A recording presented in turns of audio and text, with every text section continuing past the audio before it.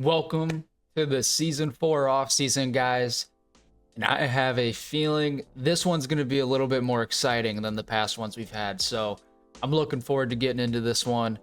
If you haven't yet, please at least go back and watch the playoff run we just had, because that was completely unexpected.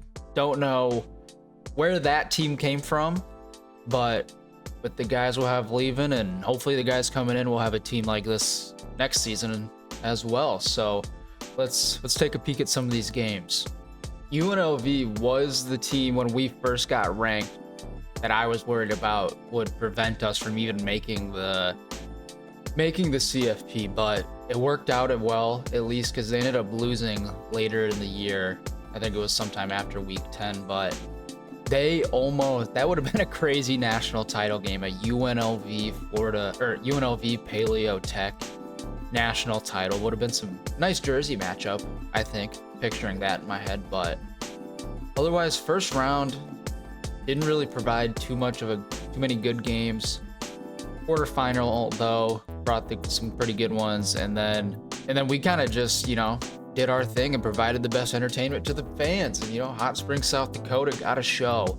So I think our fan base hopefully grew a little bit too. So that's awesome. Hopefully that helps with recruiting, I would think. But Verbo Fiesta Bowl winners, Orange Bowl winners, and National Championship winner.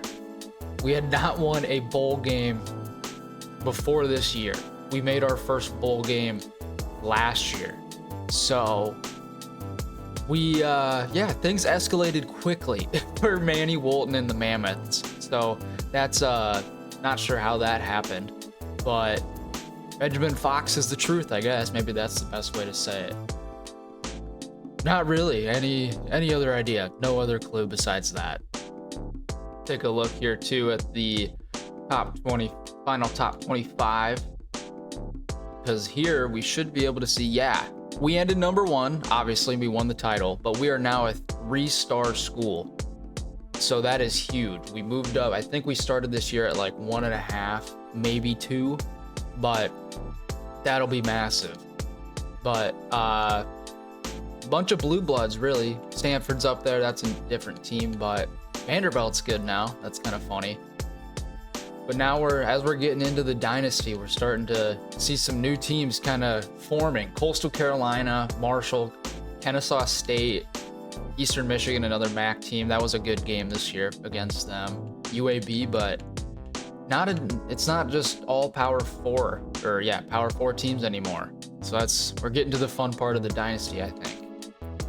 Just mentioned who the Heisman winner was last episode, but Luke Kromenhoek did win it, even though Christopher Vizina was ACC first team quarterback, so that he was second team. That doesn't make sense, but Holstein, we played him. He was good, but Dylan Whitke and Brady Drogosh as well got some votes. This is the year 2. I think we've had award winners before, but this is definitely the best year we've had. Benjamin Fox, I guess, finished up there for Player of the Year, along with Trayon Bell. Head Coach of the Year went to our man, Manny Walton, first time. Oh, and as you can see, 27-26. So we have a winning record now for the first time in our career after winning the national title game. So that's a pretty cool way to do it. Quarterback, Fox was up for that award as well. The defensive awards, they're pretty skewed towards the user team, which it doesn't mean as much to me really anymore, but it's still cool to see because they play well. It's not like they don't deserve it. So a bunch of defensive players up there. You saw Cam Davis, he deserved to win best running back, but Winston John even got recognized.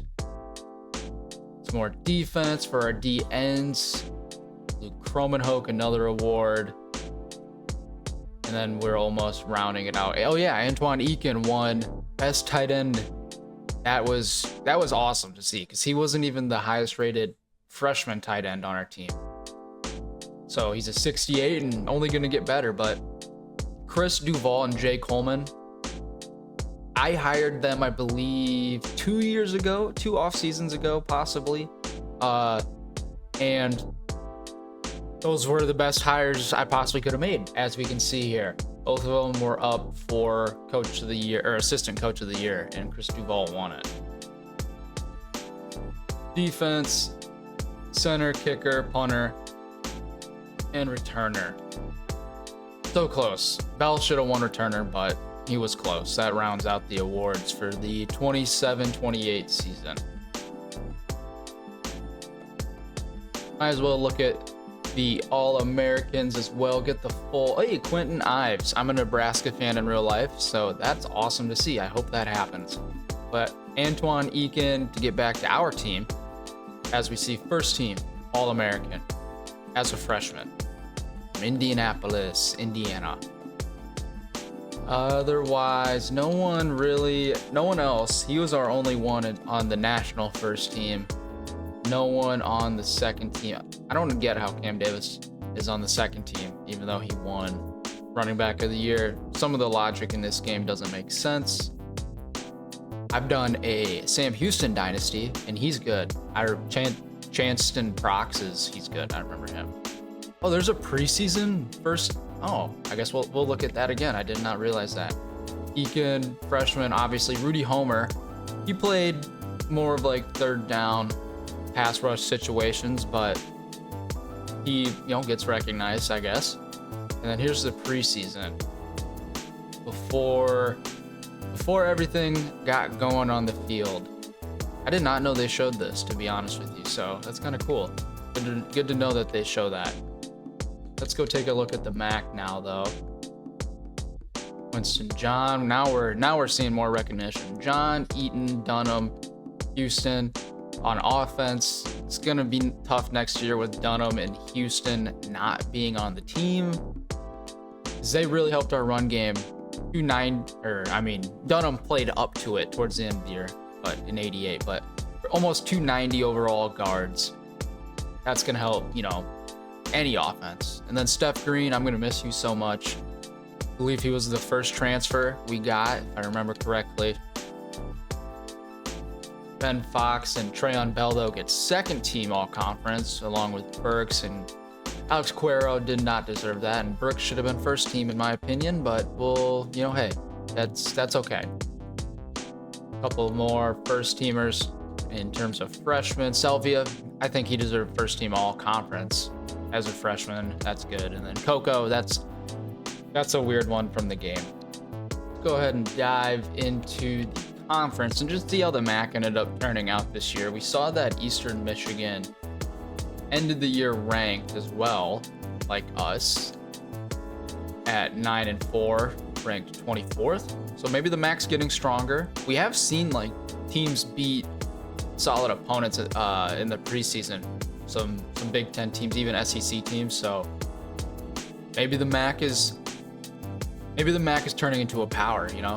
We'll have to wait and see. Maybe we don't leave. I don't know. Haven't decided yet. Akron, Toledo, and Bowling Green, though. Is that 1, 2, 3, 4, 5, 6? 6 teams with a winning record, so pretty average. Dive into our schedule now as well. Just do a little stroll down memory lane. That New Mexico State game, that was, I don't know, looking back after winning the national title game, I don't know how we won a national title game, especially how I felt after playing that New Mexico State game. That was a fun episode, so I recommend that one for sure. Nebraska was I don't think that wasn't really a heartbreaker, but one I felt like we could have won if I played better personally. And then we had an early bye and kind of caught fire. Colorado was number 9 when we played them, I believe, or at least top 10 when we played them, and that was a relatively easy game. And turns out they weren't as good as what the preseason voters thought. Ended up 8-5. So USF though, with a winning record, that was a close game. And then we got into the MAC schedule, and Eastern Michigan and Buffalo were fun games to really start the conference slate. And then after that, it kind of went away from there. But Toledo especially, I expected that to be a little more of a battle, but I'm happy we were also able to kind of make it easy and destroy them, so I didn't choke the game away. And Ball State also, that conference championship game, that, to be honest, was harder than some of the playoff games. Not sure how that works, but Caden Samanza is, I would draft him if your team needs a quarterback in the NFL. Now we will get to do the probably one of the funnest parts of the off-season video, I think, is going back and looking at the season stats. We did play 16 games, so some of these are records now because of that. Like Benjamin Fox broke the record for school passing touchdowns and passing yards in a season. So, but he played 16 games because of the playoff, but that's what happens now. But over 4,100 yards, almost a 4-to-1 touchdown to interception ratio. That's quite the jump from his first year as a freshman. So that gold off platform, we saw it come in handy quite a bit this year. I believe, yeah, almost doubled his touchdowns and threw less interceptions. So that's quite the jump. Maybe a little preseason Heisman love possibly for Benjamin Fox going into his junior season. Winston John with another awesome season, almost 1,400 yards as a receiving back too, which is crazy. He somehow still got better, but he had more yards per game last year, more carries in yards though this year. So touchdowns have never been his strength. He doesn't really have the afterburners when he gets to the hole to kind of beat a defense, but that's all right because that's when we bring in Bonaviles for 12 touchdowns. Once we started using him in like the second half of the season more, I feel like that's when our offense kind of started to roll. Personally, now I have no stats to back that up. That's just how I feel. Ben Fox, that's a lot of carries. I don't know what that is. Maybe 8 a game, but 8 touchdowns as well. So 48 total touchdowns for Benjamin Fox on the season. And then Javier Smith, good 3-back rotation, I think. Clear, defined lead back, and then kind of situational guys that, depending on how we need them, are able to produce for us. Trayon Bell ended up breaking 1,000 yards from the national title game, so he is our first 1,000-yard receiver, which is pretty cool. He's a redshirt junior, so I doubt he leaves for the NFL as a 77, so he'll be back next year to build on that campaign. 14 touchdowns. He did have quite a few deep bombs. He was our field stretcher. CJ Peaks even got hot, I feel like, down the stretch in the playoffs. Especially that, I think it was Miami game, that like motion slant, he just shot out of a cannon on that. Did not know he could do that. Antoine Eakin he might be my favorite pass catcher we have on the offense. 10 touchdowns, over 800 yards as a freshman. So maybe 1,000 next year, 1,000 yards. LJ Young's one of those seniors that we got. He had sort of a weird career here. Didn't do anything year 1, but year 2 he kind of presented himself as an option for us. Then year 3 just didn't work as much. I don't know. Ben Fox just didn't look his way, but for his senior year, he went out on top and got a little better repertoire with Benjamin Fox. Repertoire? Maybe it's repertoire? I don't know. CJ Peaks senior too. Forgot to mention that as well. We'll take a look at his stuff. Junior, senior years, First onto the scene, did nothing before that. So that's what you want to see, though. I think hopefully we'll start having some freshmen, some guys with 3 years of what's that called? 3 years of what? 3 years of production. Production's the word. I was almost going to say development. Quinston John, though, as a receiving back, he doesn't really get involved much. That one touchdown in the playoffs that was like a 40 or 50 yard catch on a screen, that was the best one he's had in his career that I can recall, at least. And then Terrence Cooper didn't really do anything. Our top 3 receivers they kind of control the offense now, along with Antoine Eakins. So that fourth guy, he doesn't get as many looks as years past. Offensive line, I thought did pretty good this year. Jalen Iverson, he's the lowest overall out of everybody, so he had the most sacks. Makes sense. But 9, for 16 games, you will take that all day, as that being the most allowed by a player. So I'll take that. Hopefully, as a redshirt junior next year, he gets below, maybe he gets around here, 6 to 5 range. That'd be nice. Whoops. Wrong button. Let's get back to the defense now. Jamison Patton was an insane player. Maybe not in terms of the secondary or coverage, I should say. He had some meltdowns because of his speed, but 149 tackles, 8 TFLs, 2 picks, and a sack. That's for just 1 year of production. Pretty impressive. He left his mark on the program, I'd say, especially because the 1 year he was here, he brought a national title game, or national title trophy. He didn't do anything close to this at Iowa State before arriving here. So you've earned your stripes, Mr. Patton. He's the first player too since Lester's been on campus to have more tackles than Lester. So that's another kind of notch in the cap for him. Parker Lester's 3 years of over 100 tackles, double-digit TFLs. Absolutely insane. My voice just cracked there, so let me get a little dranky drank. Thank you.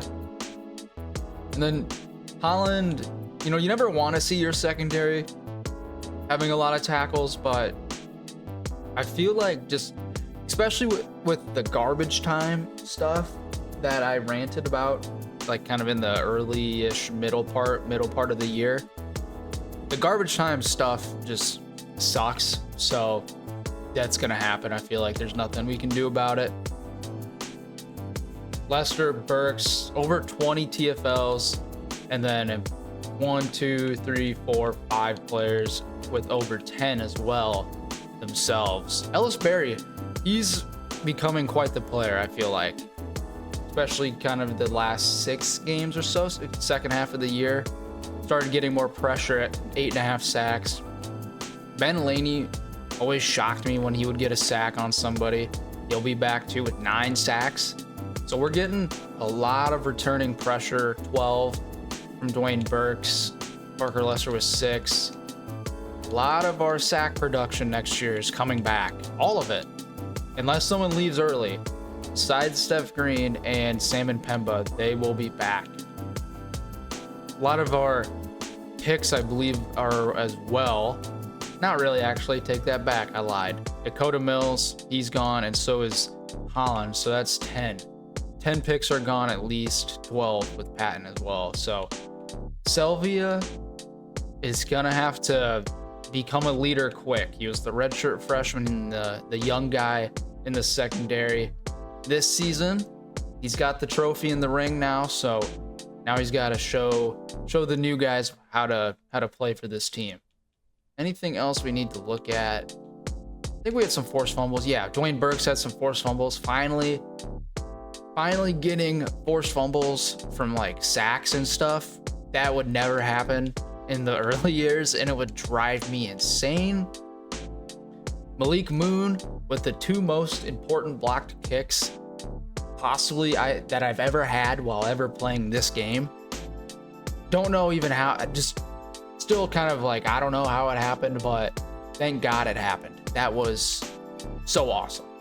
No safeties though. A few touchdowns. We had quite a few touchdowns. 6, 9. 9 total defensive touchdowns.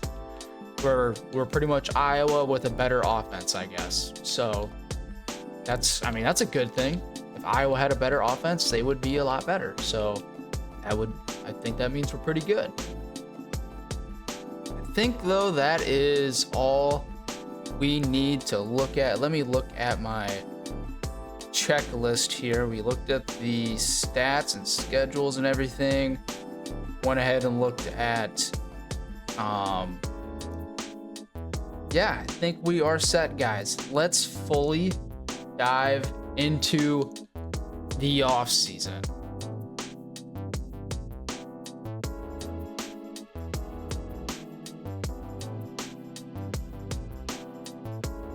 We get Sean Ritzman already. Didn't even get to the off-season recruiting post-title game, but he saw us looking good with the trophy, and he's like, I'm just gonna do it now because I know it's gonna be tough to commit later. We're gonna have to start telling guys you can't come here. And another dude from Iowa, so just building that pipeline. He's the only one we got though. He's a bust, I'm pretty sure, in terms of like what he should have been. That's okay though. I mean, depth is depth. Players leaving, please. I would be surprised. I'd be very surprised, honestly, if anyone left early. So might see some transfers though. What do we got? 2 transfers. Deontay Armstrong, left tackle, and Rico Dotson, our right guard. Those are 2 guys I feel like we can let go. Deontay Armstrong, he's our 4th left tackle on the depth chart.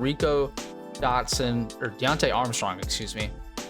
And then Rico Dotson is our 2nd right guard, but looking at my depth chart, we have decent depth, I think, to get by without him, especially we can move guys around, so I'm gonna let him go.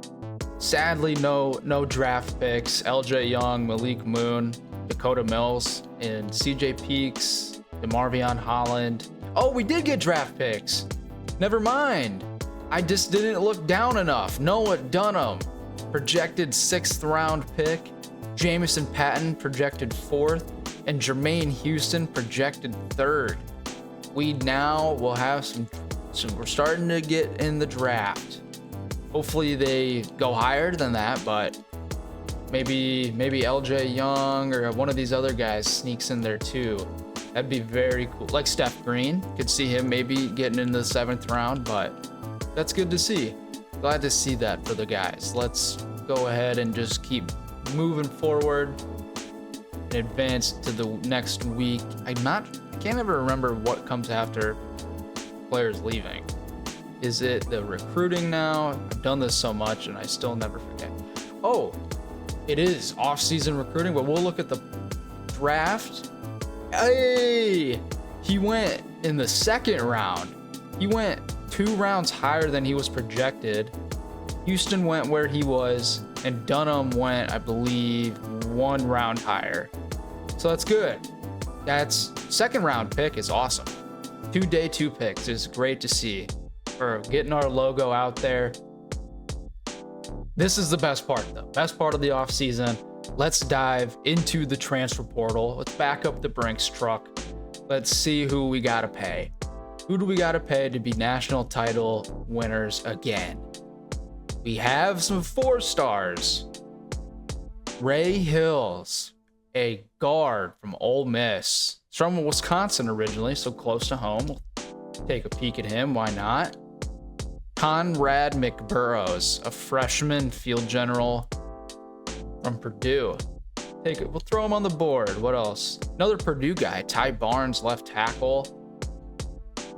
We got some options. Running back, it says, is a need. Those look to be the big guys. Couple 3 stars. It look George Taylor. Couple 3 stars, but otherwise no one really stands out, it seems, in terms of Who wants to come? Yeah, that's all we got. Rasheem Kaiser. Another. We don't. We could possibly use a tight end. We'll see what he's working with, and we'll throw George Taylor on there as well. So that's a good starting 5 or 6, and let's quickly go through the board, what we have before we get into the transfers. Diego Melendez. I'm planning. He's got star development. That's pretty good. Not the best, but good. He's the plan in my head right now to be the QB after Benjamin Fox.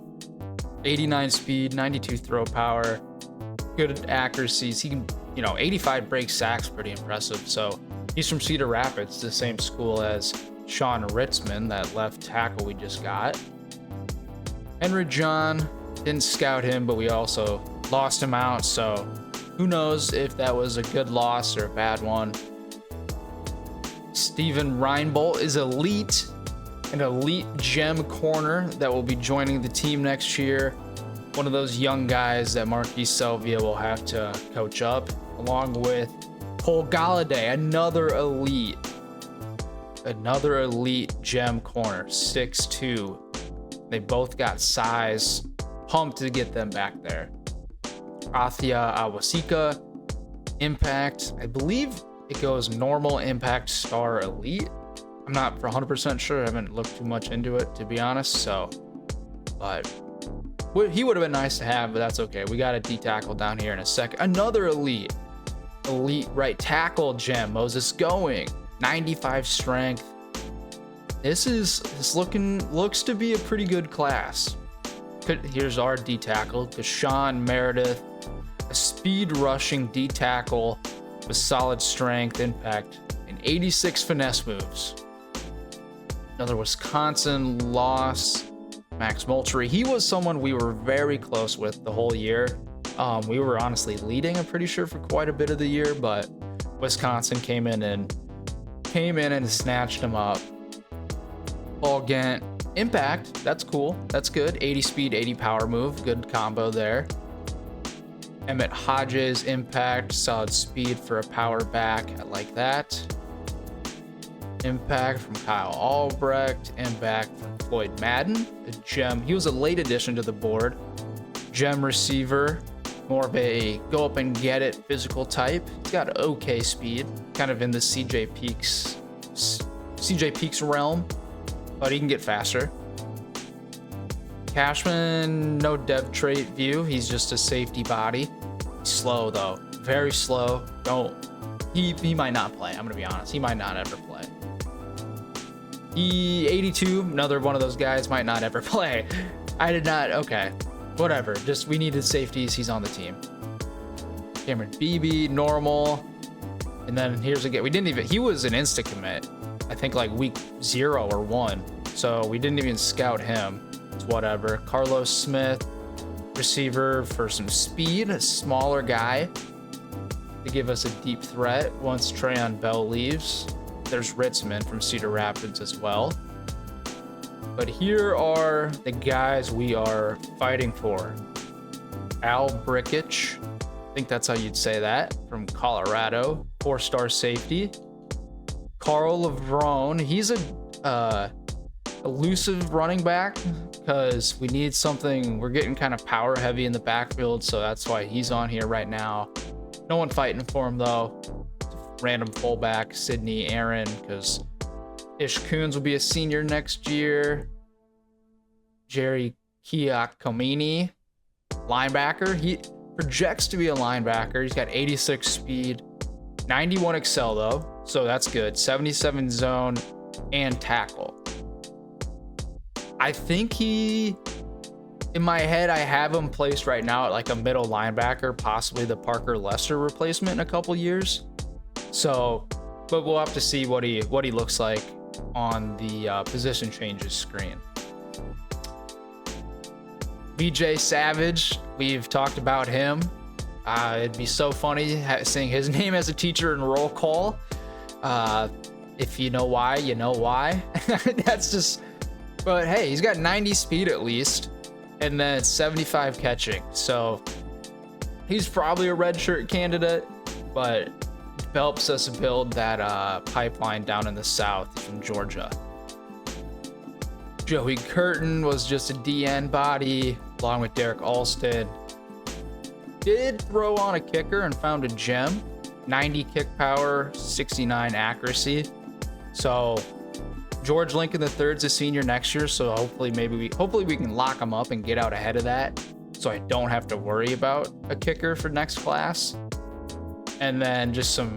Oh, then these are the transfers, so we'll scout the transfers.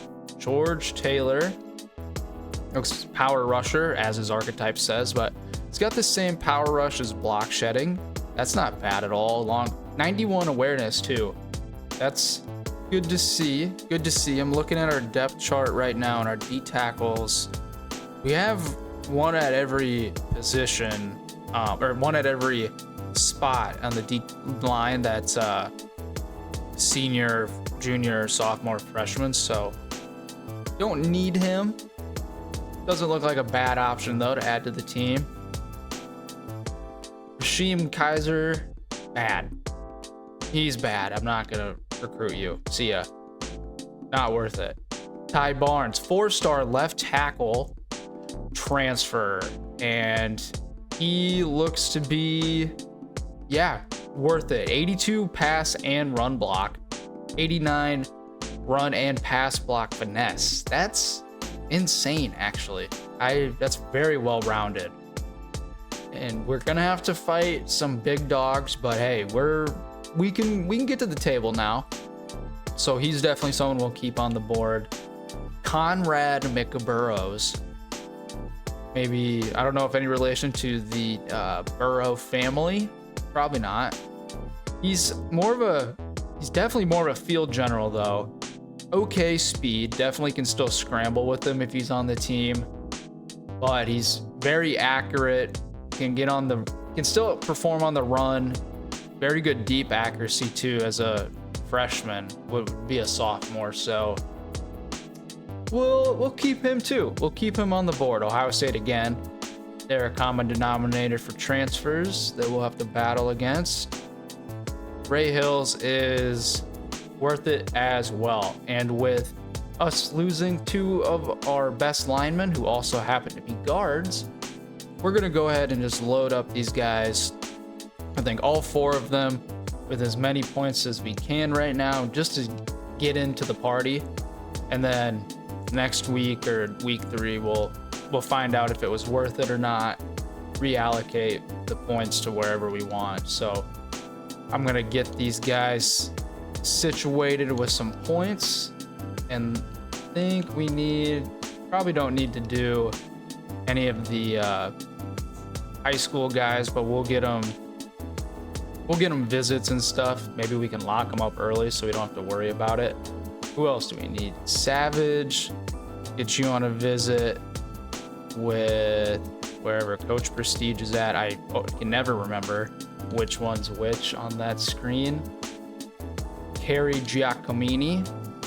I think that's how you'd say that name. Should have Googled it before I said it. Sounds good though. Sounds like some sort of Italian. Sydney, you can come in. I don't really care what you're coming in for because you're a fullback. Carl Lavrone. Your name's Carl. It kind of dings you in my head. But Al would definitely be a guy that we want though. I feel like Nebraska's probably going to end up snagging him because of our pitches aren't the best, but that's what we're going to ride with. Starting the offseason with the top-ranked MAC class and a top 25 class as well, sitting at 24. So we will see what happens with the points we've given to the guys, see if anyone joins, and possibly help us move up class rankings.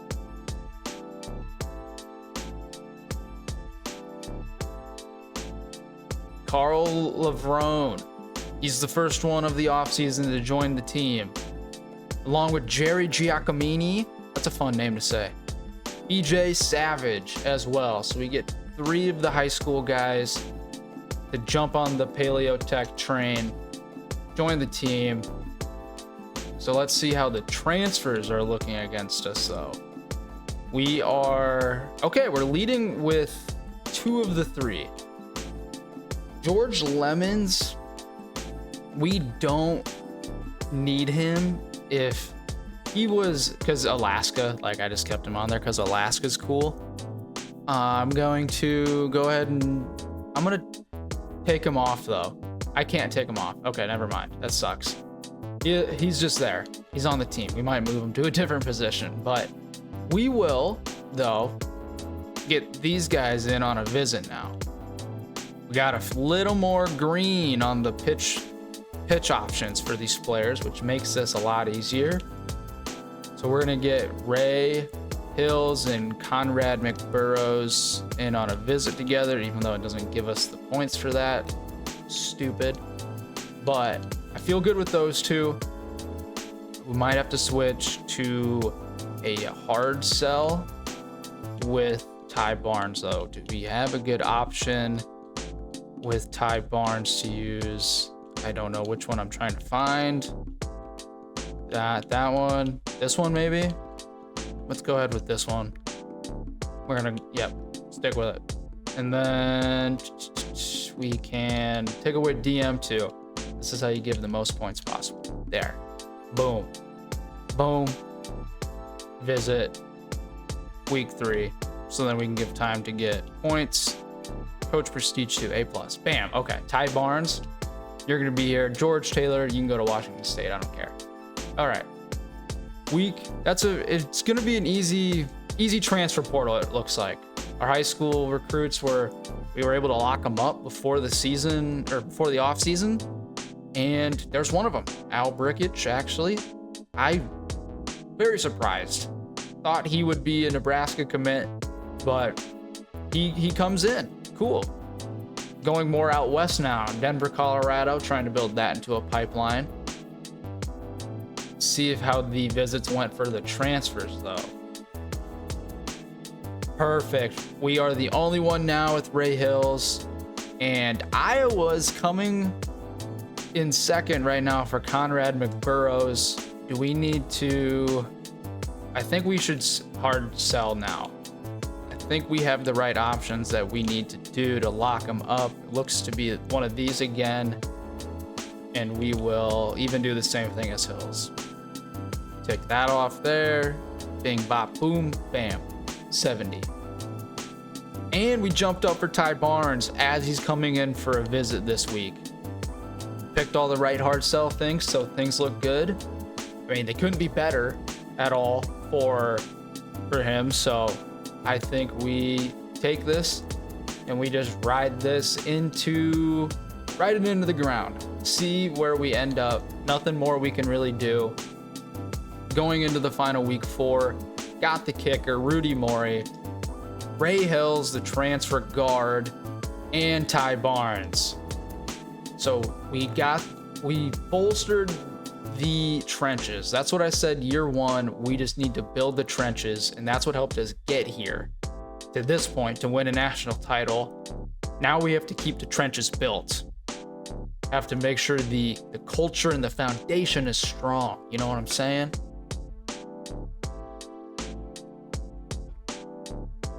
And Conrad McBurrows should be ours. You know, Diego Melendez was the future, but now we'll have to see. We are going to have options. Guys are going to want to play on this offense after seeing how it performed last year. We are going to end this season with potentially a top 20 recruiting class. First time. Gosh, dude. Talking for this long makes my voice crack. I'm not used to it. Can't ever be a streamer, I guess, but we'll just move on. Anyway, the potentially top 20 class for the first time in school history. Take a look at no, that's team needs. That's not what I wanted. I want to look at the details of our recruits, because this is a cool page I always forget about. So Ray Hills and Ty Barnes are our top guys now as transfers. And then Moses going. So look at that line. look at that line. And then Melendez. And then D. Dude, we're balanced. Coach Wilton knows what he's doing. You guys know that. Trust the process. We're better at it than Philly. So we're better at it than Embiid. He sucks. So I feel confident with where things are at. Let's head to the off season in terms of position changes. Conrad McBurrows, you are a mammoth. Let's go. The transfer quarterback from Purdue coming along with his teammate. Conrad McBurrows brings a little extra competition now to the quarterback room. I'm just going to be straight up with you guys. I'm not used to talking this long. I have a job where I talk to people, but I don't usually talk this much. I'm usually a pretty quiet guy. And talking this long with no one interrupting me, it's making me kind of lightheaded. Not going to pass out, but my voice is cracking. You guys have heard that, so we're just going to keep battling through, though. Hopefully it's funny. Hopefully it's not too bad, but let's head into the National Signing Day. See where we finished out in terms of rankings. Not going to go to the MAC, though. Just slowly go down. 19, so we moved up one with Conrad McBurrows joining the team. We have a top 20 recruiting class, which is awesome. Great to see. We are building a dynasty, as you'd say, in dynasty mode. Da-dunts. Let's see some rankings, though. Let's see the new guys and what we're working with. Conrad McBurrows is an 82. Okay. I did not expect that at all. I did not expect it to be that high. So I thought, okay, I thought he would bring more competition to the QB room with Diego Melendez. And speaking of Melendez, forgot he's an athlete, so we need to move him to quarterback. Diego Melendez, he's a 75. Okay. And then Giacomini, right outside linebacker. He does transfer there in terms of, I think we do need outside backers too. So I'm going to go ahead and put him at the left outside linebacker spot for now, and then we'll see what happens. But that's just a placeholder. Our QB room, though, is deep. Conrad McBurrows, Benjamin Fox. Can I view his player card? Oh, okay, cool. He's got elite. He has elite talent or development trait, and he's got very high skill caps. Okay, that is interesting. Very good. He's got step up. Nothing too good, though, in terms of mentals and physicals, but this is... You never know what the offseason is going to bring. Did not play at all at Purdue. And he comes in as a redshirt sophomore, 82. Higher than Benjamin Fox. Diego Melendez is a 75 as well. So, a lot of good traits for him. What is it here? We'll look at the throwing stuff. Everything's pretty even. Yeah, I don't think 91 play action. Good God. Yeah, I think Fox is still our QB1, but Melendez and McBurrows are going to battle. John, nothing crazy in terms of the running backs we added. A little more speed, though. 91 speed, and then Emmett Hodges was a power back. Nothing needs to be moved there. That's fine. Ish Coons and Sydney Aaron. Oh, yeah, let's look at the numbers. Who's wearing what? Number 11, Melendez is 15. Okay, cool. And those might change, too. We might change up, they'll swag them out, you know. But Terrence Cooper's going to be the top dog in the receiver room this year in terms of overall. We'll see if that leads to in terms of production as well, but it's a completely different receiver room besides for Bell. We are going to have to figure some stuff out. Maybe revamp the offense, rekindle it to this type of, depth that we have. We got a lot of new faces. Rashard Takeoff, Tyrone Carden are gonna hopefully go up well in the offseason training. Carden's got star development at 6'2", 213. Got 99 speed as well. Takes him a little bit to get up to the speed, but he can get there. And then Rashard Takeoff has star 2, so we need those guys to step up big, that's for sure. Tight ends, though, we all know Antoine Eakin. Doesn't matter who else is here or above him, he's going to be the starter. He is the starting tight end. A lot of left tackles. So let's see here. We're going to have to move people around. We might have to honestly cut some people. Got 2 senior right tackles. A lot of older guys. Isaiah Crowder. Let's move Damian Green. He's got 79 speed. He would be pretty good in terms of pulling, I would imagine. So who's our right guard? Okay, that's fine. Hills is actually going to be the starter. Ray Hills, the transfer. So that's a big pickup for us. Let's take Damian Green. And okay, it kind of glitched out and won't let me do his position changes, and now it's got me clicking on the wrong screens to be into. Get back here. Go back to right tackle. Okay, Damian Green. How do you do a guard? Yes, left guard. Who goes up to an 84 with that 79 speed.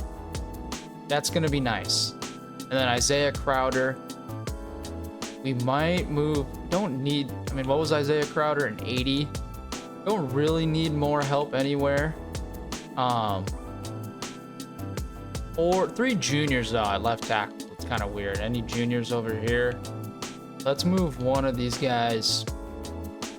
Let's move Ty Barnes to right tackle. Right tackle for Ty Barnes. And then we'll go ahead and move. This is always the hard part. Like, you just gotta moving linemen wherever you want them. This is hard. Move one of these guys. Derek Alston. He's gonna be he's small in terms of height. He'll be a center. That looks good to me. 2 seniors there. Senior. 2 juniors. Senior. Okay, I think that's okay. That's all right. We're gonna sit there. So Ty Barnes. So if the training results, nothing crazy happens, I think those transfers will lock down the right side of our line, which would be nice. Ellis Berry, though, on the left side of this, the defense is still, a lot of it's the same. Dwayne Burks, John Decker, Ellis Berry. John Costanzo's a newer name in terms of getting more playing time now, though, so that'll be fun. See how he does. We don't need Grossman at all, but he's on the team, so he's just there. We're gonna move Curtin over to the other end, though. Ooh, 73 D tackle. Okay. We need a D. Nah, we're okay. Good D tackle depth, I'd say. 74 for Meredith.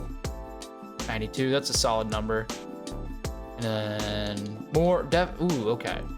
We need to change some of our linebackers, because right outside linebackers.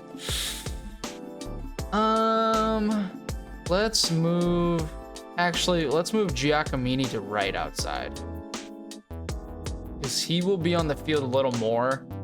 on that side, and we can redshirt him too. Give him time to develop. I think that's a good spot for him, though.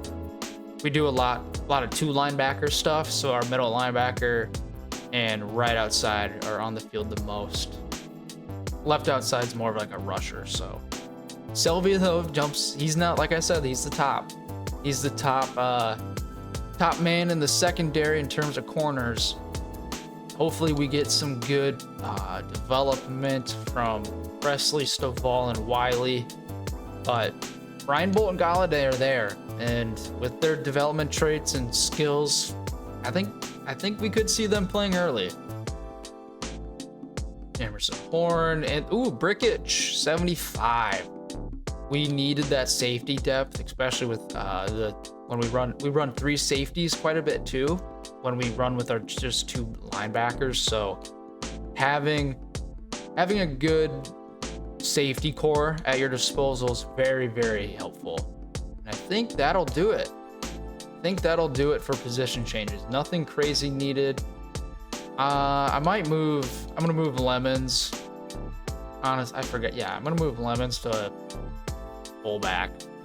You can go over there and just to kind of clear stuff up. But yeah, now we're good. Now we're good.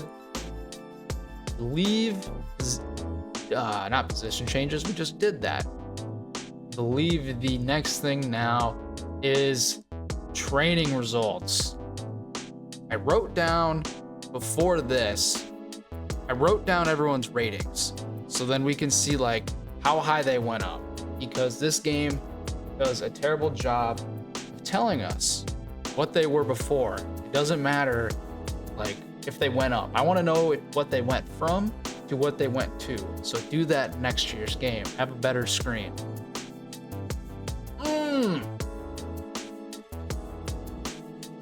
Parker Lester. He's okay. We're still playing some of the guys with green arrows. They're getting boosts because of the national title and all that other stuff still, but we have a 90 now, at least, so that's good. Parker Lester's a 90. Went up 6 overall. That's good to see. Benjamin Fox. So here's the strange thing, especially with McBurrows coming in. Benjamin Fox has reached his skill caps. So he is, in terms of getting better, not going to do that. He's not going to get any better. 82 is the highest he will play. My computer's going off over there. So we have a decision to make. Does maybe Benjamin Fox is upset and like transfers because we brought in a quarterback? I don't know but it just brings questions. Brings questions in an offseason where you didn't think really any of those would arise due to the success, but that's where we're at now. Quinston John is a 93. He went from an 86 to a 93. Absolute beast. That elite development trait is huge. Absolutely massive. Bonavile is 85. He went up from a 78. Those 12 touchdowns help for sure. Or not Zvon, sorry. Javier Smith went to an 85. He went to an 85 from a 75. Holy cow, that's insane. He went up 10. And then Vaughn, 78. He didn't go up at all. Okay. Ish Coons, we don't care about you. Trayon Bell, 83, from a 77 to an 83. Terrence Cooper only went up 1, so that's extremely disappointing. Would have liked to see a little more, maybe to an 84, but you gotta live with it now. And Carden and Takeoff didn't do much as well either. So we might have to retool the offense. I don't think we can pick the guys based on overall with the way this looks. We're gonna have to see who actually feels better on the field. Like who's better with the ball in their hands, running routes, going for deep balls, jump balls, stuff like that. So we'll have to figure some things out here in terms of the receiving core. Eakin 76, or True 75. He was a 78, so he's now officially, in terms of the depth chart overall, true #1 tight end after last season. Jalen Iverson went up the way I hoped he would. He led the team in sacks allowed last year, so good offseason for him. Damian Green moved him from right tackle to left guard because he has that 79 speed, and that paid off. That paid off. Seems to be a good decision. And Grant Huff, you make me mad probably more than any lineman on the team the last 3 years. So now that you're an 87 and a redshirt senior, you stop sucking, please. I would really much appreciate that. Rico Doman. So the 82 right guard, 82 left guard. We had 90 overall guards last year, so it's going to be very different. Ooh, Keegan Vick jumps up quite a bit. Same overall now as Ty Barnes, the transfer.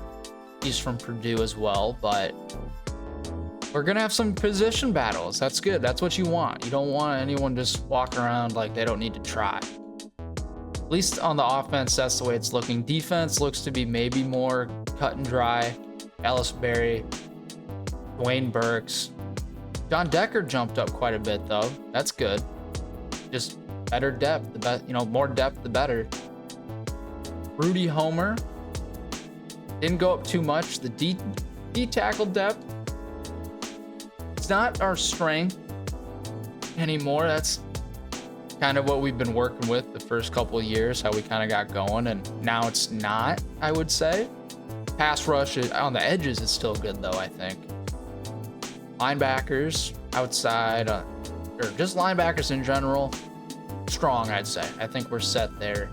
Alex Cuero never really played, but now an 85 speed, 96 excel, 83, sorry, overall, but hopefully he can step up big. Sam and Pemba and some other guys have played that spot and they've performed well. Can't really ever remember Alex Cuero doing much. He's had some tackles.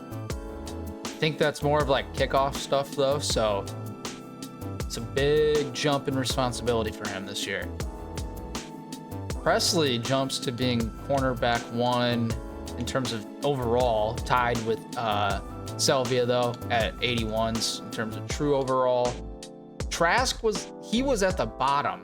I didn't mention him, I think, before, but Russell Trask was a 72 and he jumps up to a 79. So he's now our 3rd corner with star development. Sidney Stovall didn't do much either. He's been here for a while, but I figured Wiley would stay at that 3rd corner, but we're gonna corner the secondary position battle. We are going to have to see who does best where, just like the wide receivers. So it should be fun in practice. Horn has continued to develop well up to a 90 or 88 overall. I hate that. Just show me the actual overall. Don't show me what he plays up to unless I'm in the game. But anyway, he's an 88, 92 speed. Jamerson Horn's going to be the leader in the secondary. Michael Roderick gets jumped again. Every year after the first offseason, he's been jumped. He had a 20-point overall boost in offseason 1, I think. And then ever since then hasn't moved at all. And he just keeps getting jumped because he's super slow. So Ahmad Coco will be our starting strong safety. But like I said, we run 3 safeties a lot, so Roderick he'll get a lot of play down towards the line of scrimmage still. Kicker, Hunter, 85 kicker, that's good. George Lincoln III, good stuff, man. Very happy with the way the team looks. We have 60 skill points now. I think we just jumped up 5. I'm not gonna use them now, but that's kind of what I'm working with. I have about 3 bought on each thing, besides like that bottom right corner one for kickers and stuff. But 3 to 4 usually is what I did for the Manny Walton to get the ball rolling with the team. Hopefully this stuff's, I don't really know what motivator does. I think I said that a couple seasons ago when I said I was going to use that, but oh well, it is what it is. We're just going to leave it at 60 right now and go into the next week. Cut day, pretty sure, which is never fun. I don't know. Oh, and custom conferences, so we will look at that. We have to cut 6 people. First look at QB. I think the first option would be Bryce Frost. He would go as a grad transfer. That's the idea of it anyway, so he will be gone. See ya. Go to running back. Don't want to do anyone there. Fullback though, nah, we can't. That sucks. Okay. Receivers, tight ends. I don't really think we have anyone that's like doesn't. It's so hard to get tackles, but Eric Owen, he's a candidate. He's a cut candidate at left tackle. He's only a redshirt freshman though, so feels a little soon. We have to cut 5 people though, and it's starting to get tough to find who we're gonna cut. I don't know. Stovall maybe? He's a redshirt senior. And with Galladay and Ryan Bolt coming in and playing well. I think Stovall would leave as a grad transfer as well. So we're gonna make that and we're gonna make him cut number 2 or encourage transfer number 2. I'm gonna write that down so we can remember that. But I have to say forced because we forced them to leave. It's okay. They're not sad. They're not too sad about it. Michael Roderick, I want to cut him, but he's just kind of the funny dude on the team, and he's got platinum knockout. That's kind of cool. Kicker can't do. Okay, so 4 people. This is gonna be extremely tough. Let's look at everybody overall. I think Eric Owens, he's the next one, especially in terms of the overall. That's what we gotta do. So we will cut. Yeah, I was just writing down some stuff. Sorry. Oops. Eric, left tackle, gone. I think it was Eric Wilson. I already forgot his name. So sorry, buddy. Then it's Conrad. We need a blocking tight end. Olkerts. He was a good gem running back. Timmy Cobb was a weird one. Let's take a look at the safeties again. We do run a lot of safeties, but 84 speed, that's really bad. Like we need to start kind of getting more picky. 82 speed though, it sucks too. We're gonna go ahead and cut Mike. Nope, we need 2 senior middle linebackers. We need linebackers bad. And we're gonna have to go after linebacker recruits very, very bad. Okay, Al Honeycutt, you're gone. Sorry. Al Honeycutt. That was just a gut reaction. Didn't look too far into it. I'm sorry, man. Anyone else here just like absolutely should just jump off the... Oh. Isaiah Crowder, yeah. He would be another one of those guys that would be like a grad transfer type of thing. So he's gonna be gone. He's gone as well. One more. This is tough. we're gonna go, I think running back is where we gotta go. And it'd be one of these guys, because I don't think they'd all stay like this. I think Vaughn would leave, but he was, I can't cut him. He was our first commit ever. We already had a quarterback leave. I think Melendez, Jordan Cadet, he's going to be the next guy to leave.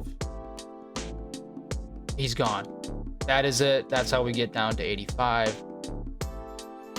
Let's take a look at some custom conferences though. I don't know if I want to move. If I did, it'd be like Big 10 or Big 12.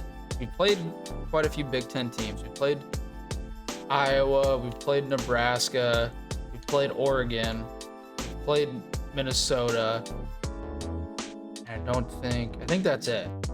But still, have some history with some of these, and obviously location is big, but location doesn't really matter anymore either. I think the Big 12 might be the best option for us in terms of new faces, getting on TV. They have teams ranked. Honestly, the rankings are pretty spread out in terms of conferences. 3 teams ranked, and I would join. So let's go ahead, and I think we do it.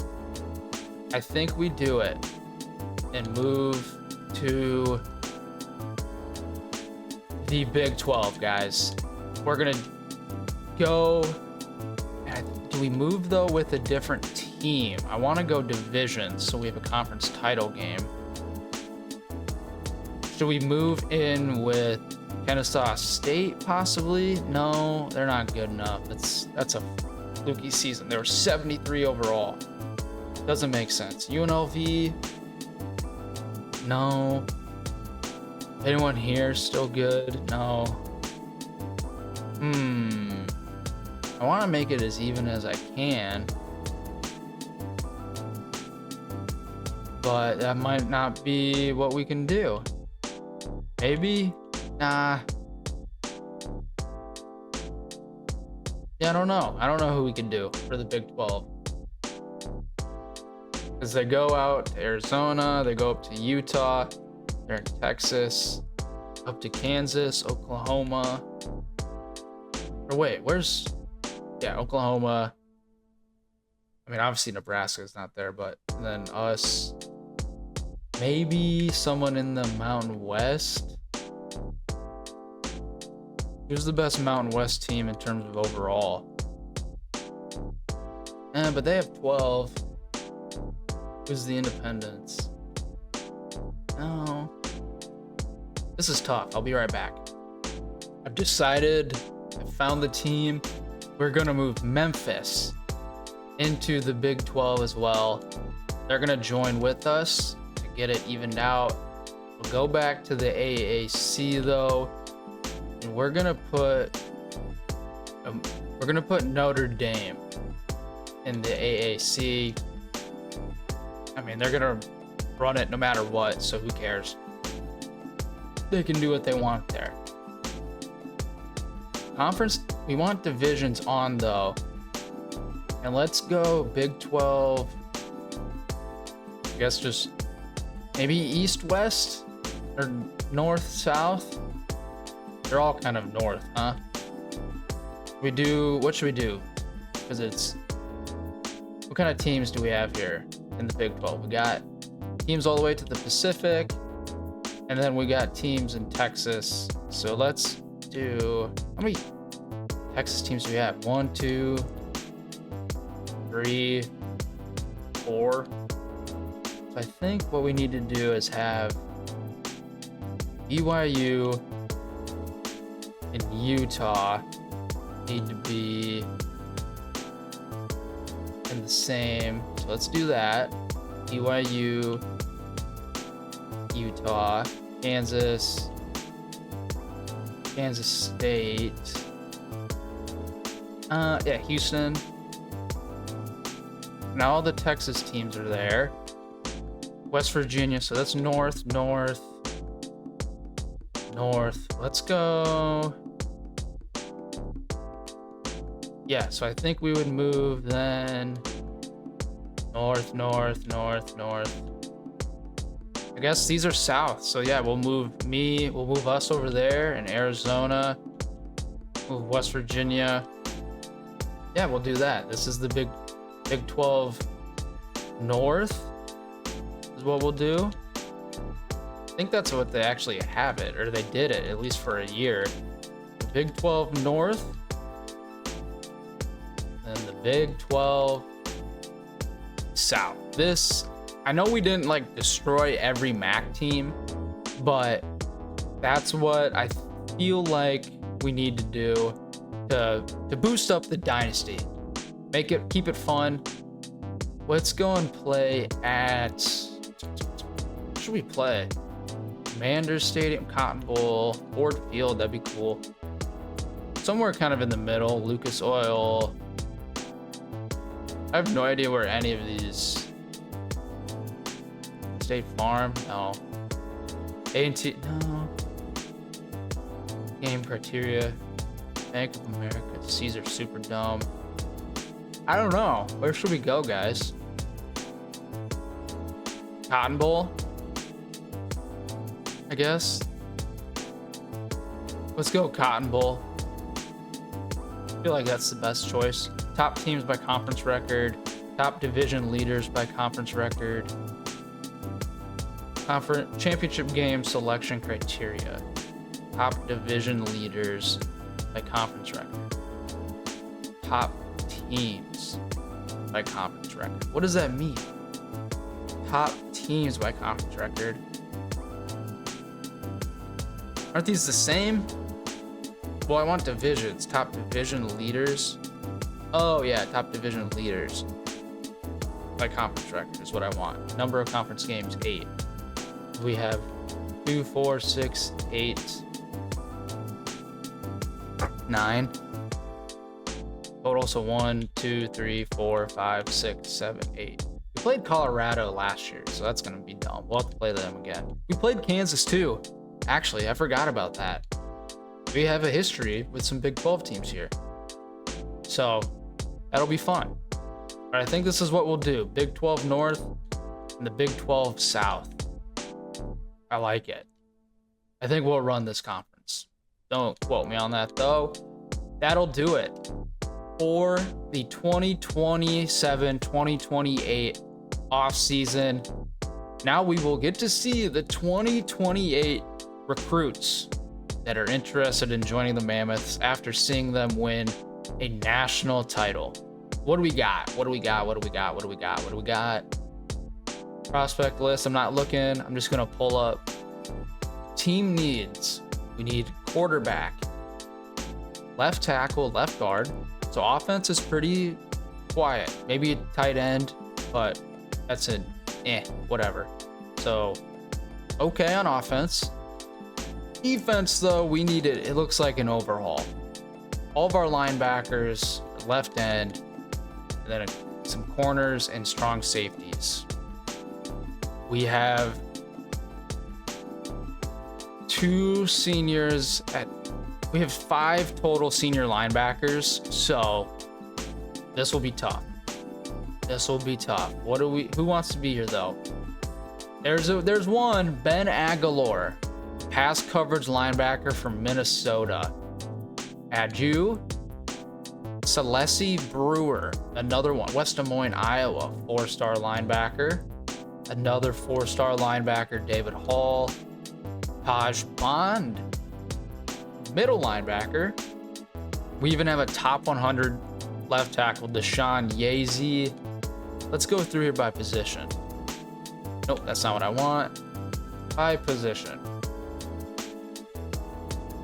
Got, Terrence Friend, an improviser from Pennsylvania. his deal breaker? Proximity to home. Okay, so I won't go down at least. But he's the top quarterback. Clay Thomas, though, he's a big dude. 6'2", 223. We'll look at him. Broderick Incombe. I don't like your name, so I'm not gonna look at you. Dang it, I keep clicking the wrong thing. What else do we have? Running back. 4-star running. Devin Kiselak. That's a MAC name. We're not in the MAC anymore. Top 100 guy, though. Rashad Lane. We start to get fun, guys. DeAndre Strickland receiving back. So maybe a little bit like Quinston John, Nathan Muwamba. Let's see. I'm gonna add. There's another one. Caesar Pineda. I don't know. We'll have to figure out how we go about recruiting these guys. Cam Craig. That's a weird name. 6'3", 228 though. A 3-star fullback. That's awesome. Let's do it. Look at him. Hey, Victor Adeniji. A 4-star receiver. South Carolina. Getting a little more national love now from some recruits, it looks like. Derek Keener. Isaiah Droweg? I'm not sure how you'd say that. Felix Upshaw. Casey Chamberlain. Okay, nope, I almost did it again. Almost hit the wrong thing again. We have a lot of targets already, though. We might have to start being really picky and choosy. Tackle. Definitely needed left tackle. Ooh! A 5-star Tyrell Cumberland. A 5-star right tackle. We have a lot of 3-star or 4-star left tackles looking at us. Thomas Loranger, probably how you say it. We'll keep it there for 2 apiece in terms of both sides of the line. Another Frederick Fahoko. No, I have a Frederick Yazy and a Patrick Fahoko. That's just a that's right. Combo of their names. That's kind of funny. Billy Durbin. Some good Midwest boys, it looks like. Iowa, Illinois, Wisconsin. Who else down here? We'll stop there at 27. We're not even on defense yet. Where we need more people. Most Cheeseman. Balin Cheeseman. We gotta maybe think of a nickname for that guy. Connor Clapp. Eli Trapuka. Throw them on the board. Yeah, we're gonna have to scout. Oh my goodness. Tevin Kilgo. Wow. 5-star there. Trevor okay, we need linebackers. We threw on some outside guys already. And should be okay. Yazi Oladukin. That's a sick ass name. We don't have middles though, I don't think yet. Yeah, there we go. George Balasuknia. Balasuknia. I don't know how to say that, but we'll add you to the board. Corners, well, we don't have really much here looking at us. Cameron Shipman, we'll throw you. We have usually been more of a regional team in terms of how we look at recruits, but with the guys that are looking at us now, we can't really do that. We have to we gotta open up the borders of South Dakota and campus to see who we can get. So with the defense being the main thing we need, let's go ahead and get started here. And Ben Aguilar starts us off well with a gem. 90 speed. Holy cow. Not much else there really jumps out to me, but I like him. Staying on the board. Celeste Brewer. You know, still good. Not bad, but we're going to put him at the bottom of the board for now. David Hall. Still good, but not as good as Aguilar. Good that we're finding out about those guys right now. Bond can stay. Nothing terrible, nothing crazy. Terrence Friend. Nothing. He is what he is. Sean Yazy. I'm going to go through the rest of these guys, and I will be right back to highlight some of the recruits I find. Did not find anyone really like too crazy after Ben Aguilar.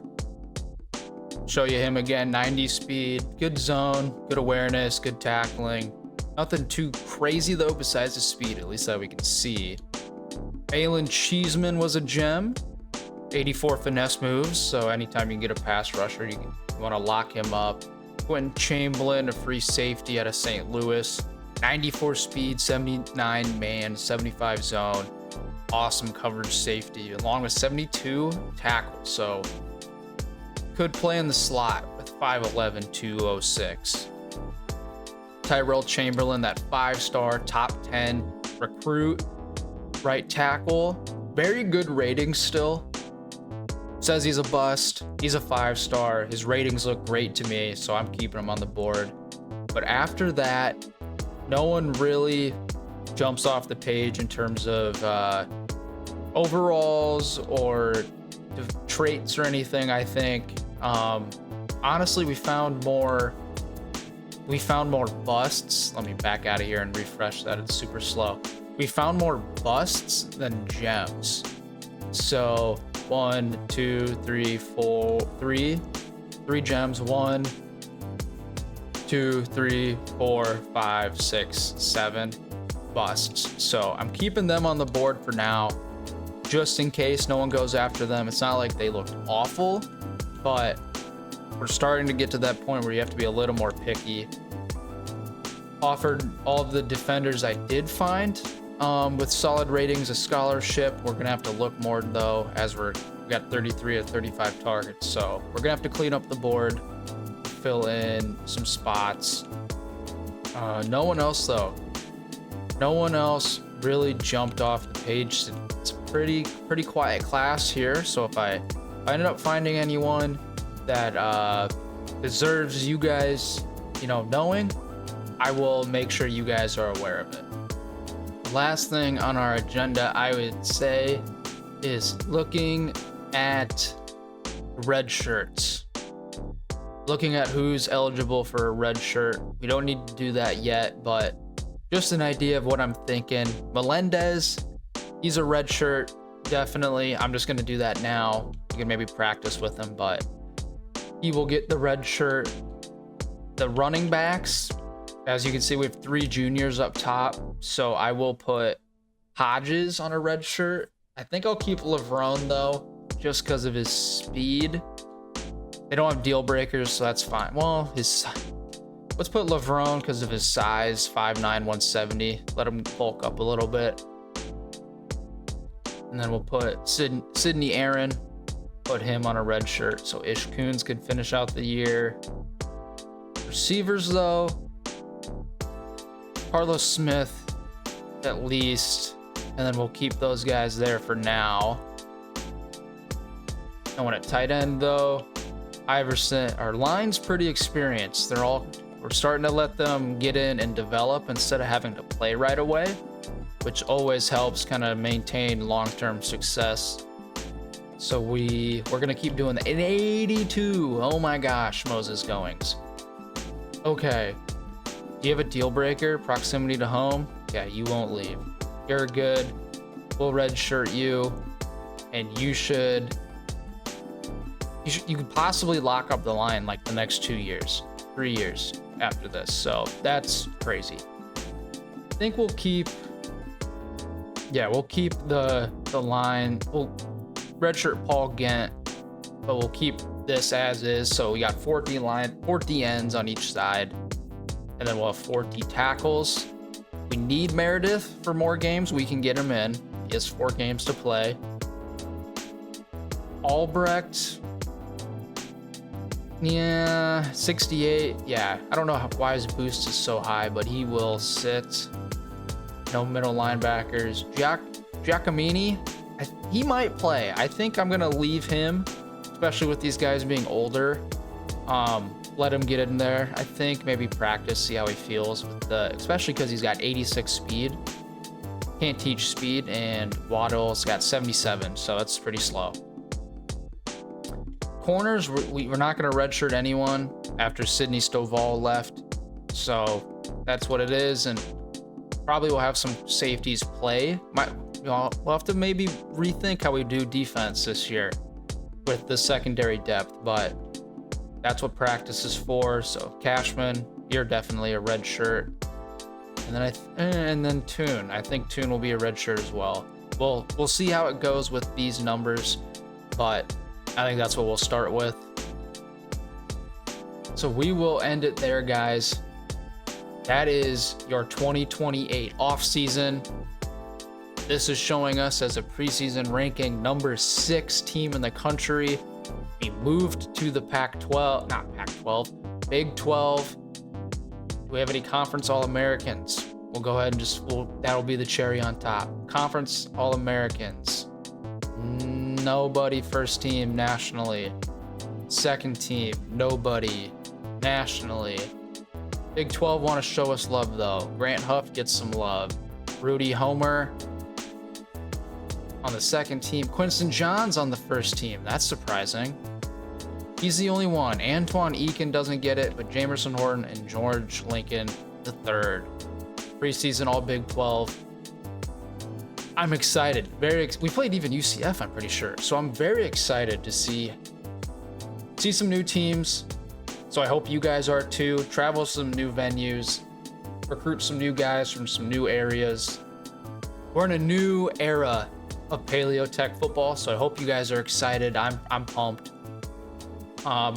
Might be a little bit before the next episode comes out. Want to, really try and get like a playbook and depth chart and everything squared away. So not totally sure if season preview or start video, whatever, will be out 3 weeks or 3 days after this one. We'll see, just up in the air. But either way, if you guys enjoyed just kind of hanging out and chilling, I really appreciate you guys sitting through the long off season and vibing. Wait for next episode. I will see you guys next time.